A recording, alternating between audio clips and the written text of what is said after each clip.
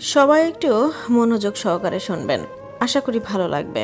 সংসারী ছেলে মাকে ডেকে বলছে, মা একটা কথা বলি, আমার একটা অনুরোধ রাখবে? মা বলল, তুই চাইলে আমি কি না করতে পারি? বল, তোর সব কথা আমি রাখবো। তোমার বৌমা বলেছিল তোমার তো বয়স হয়েছে, এখন তো তোমার শরীরে একটু বিশ্রাম প্রয়োজন, আর এই বাড়িটা তো খুব একটা ভালো না, ছোট একটা ঘুপচি, তোমার কাশিটাও বেড়ে গেছে, আরো তো ডায়াবেটিক্স আছেই, হাড়ের সমস্যা আরো কত কি।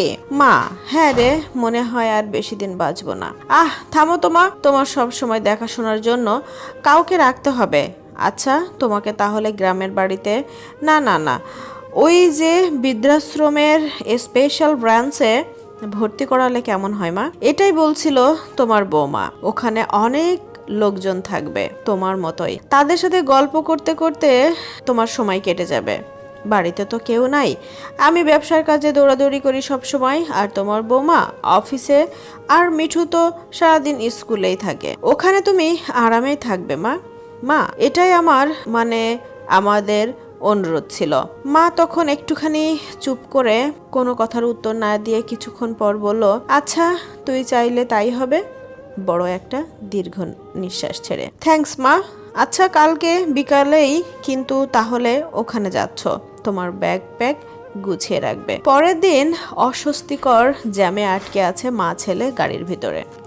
নীরবতা ভাঙলো মা, ভেঙে বলল, বাবা তুই মাঝে মাঝে ওখানে আমাকে দেখতে যাবি তো, পারলে একটা ফোন কিনে দিস, যাতে করে আমার যখন খুব মন খারাপ হবে তোদের সাথে কথা বলতে পারি। ছেলে হেসে উঠে বলল, মা তুমি ফোন দিয়ে কি করবে? আহা, ওখানে ফোন আছে তো। কিছুক্ষণ পরে একটা 5 তলা বাড়ির সামনে এসে গাড়িটা থামলো। আবার বেশ কিছুক্ষণ নীরব থেকে এবার ছেলে বলে উঠল, না মোমা, এটাই তো ওই বৃদ্ধাশ্রমটা। মা, দেখছো, বলেছিলাম না তোমার অনেক পছন্দ হবে, তোমার জন্য 2 তলায় দক্ষিণের ঘরটা বুকিং করে রেখেছি, আশা করি তোমার ভালো লাগবে। তারপর ডিং ডং কলিং বেলটা বেজে উঠল। দরজার ওপাশ থেকে দরজাটা খোলার সাথে সাথে হ্যাপি বার্থডে টু ইউ এই কথাটা বলতে লাগলো। হ্যাপি বার্থডে টু ইউ মা। দরজা খুলতেই চমকে গেলেন মা। আরে ওই তো তার একমাত্র নাতি আর বৌমা বিশাল একটা কেক নিয়ে দাঁড়িয়ে আছে।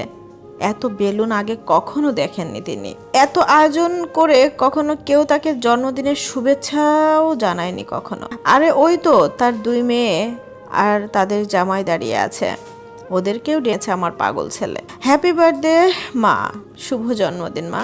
মা, তুই অনেক বড় হয়ে গেছিস, কান্না ভেজা কণ্ঠে, কিন্তু এটা কার ঘর? এই প্রশ্নটা করলো মা। বাড়ির ফলকে নাম দেখনি? বাবার নামে রেখেছি মা। মা, পুরো বাড়িটাই আমাদের, এবার তুমি আরামে থাকতে পারবে মা। তুই না এমন কি কেউ করে?